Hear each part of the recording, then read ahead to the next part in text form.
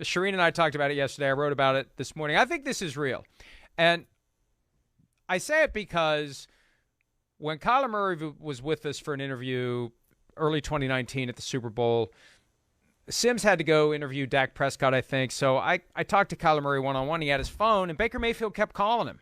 Like 3 times Baker Mayfield called him in a 10-minute stretch. They're good friends. They've got kind of that competitive thing. They were teammates. They each have the Heisman Trophy. They were each the first overall pick. They played at Oklahoma. They're really good friends.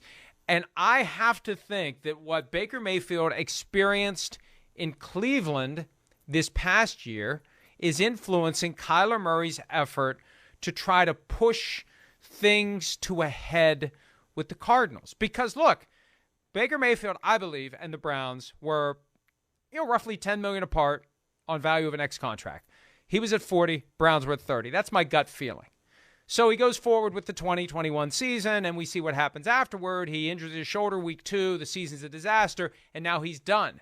And how does Kyler Murray not look at that and say, I want a lot more than they'll pay me. They'd like to kick the can for a year. If I get injured week 2 and my entire season is affected by it, they may decide to make a move for somebody else after 2022, and I'm out, just like Baker. So I want to protect myself against that. Baker's career has been thrown off the rails by the fact that the Browns refused to give him a contract at a time when he was deserving of one. So absolutely, Kyler Murray should be talking to Baker Mayfield, learning from Baker Mayfield's experience, and that should influence how he deals with the Cardinals this year. I think that he would be smart to learn from what Baker Mayfield went through, but that doesn't mean that the Cardinals are going to acquiesce to what it is that he wants, right? And so right now, Kyler Murray and his agent are trying to force the Cardinals into making this a big deal at a time where it usually is not a big deal for quarterbacks coming off their rookie contracts, and trying to get their second contract. I think we can say that Kyler Murray has earned the second contract at this point, right?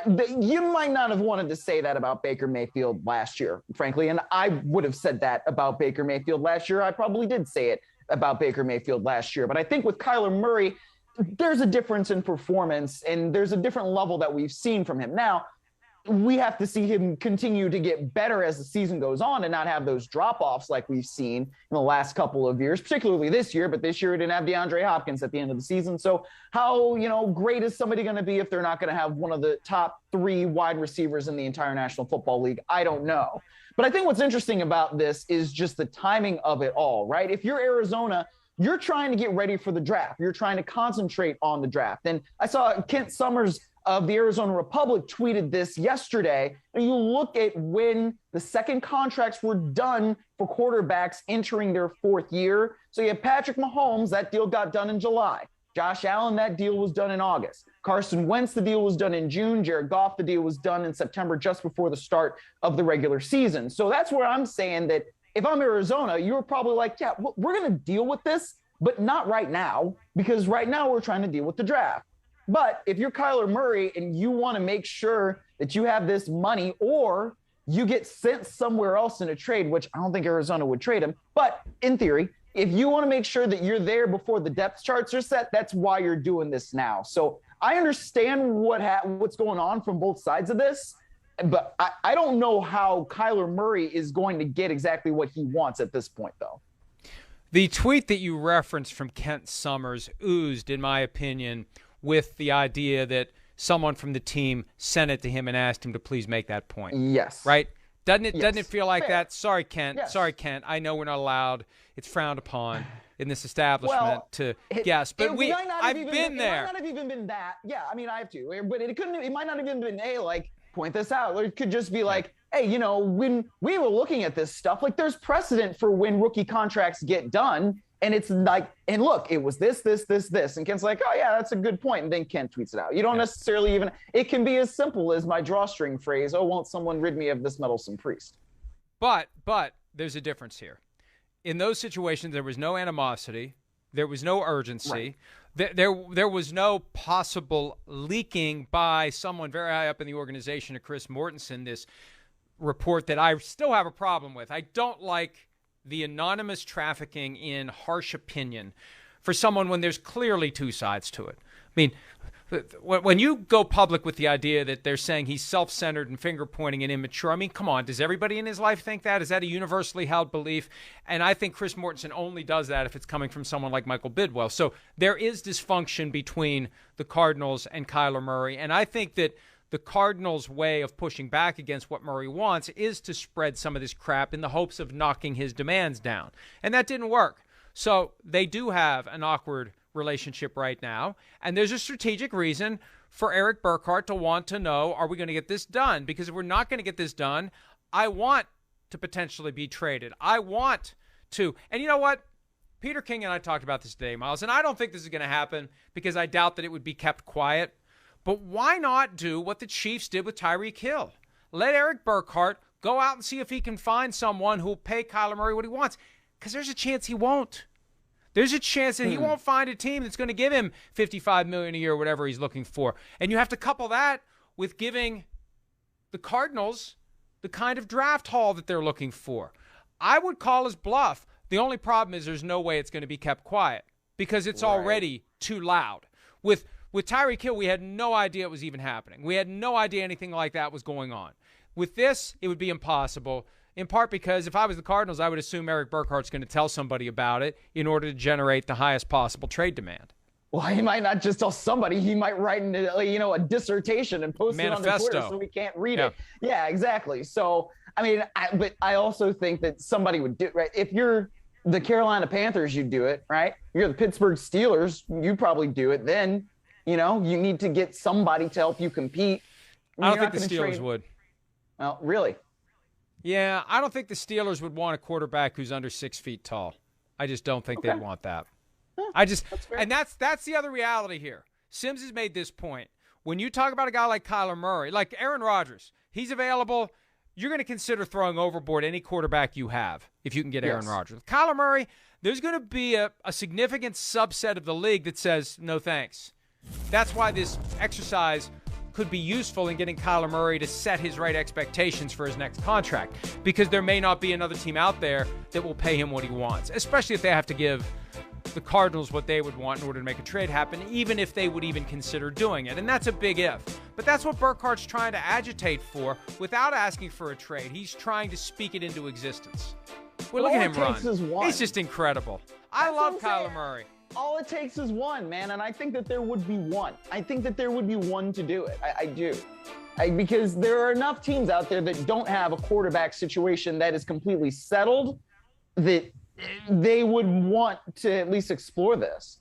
So, I mean, and if you're the Cardinals, then what do you do?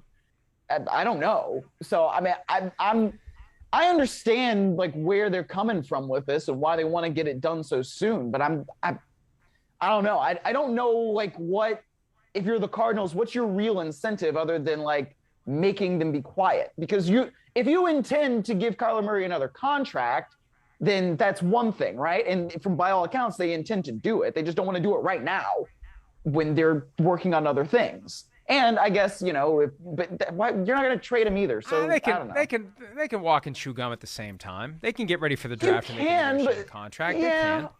They can. You can. They can do it. I know. It shouldn't be that hard. It shouldn't be that hard to negotiate a contract for Kyler Murray. The problem is bridging the gap. And I think that Burkhart wants to know if the gap is there. If we're $15 million a year apart, let's just come up with some other strategy. But you're right.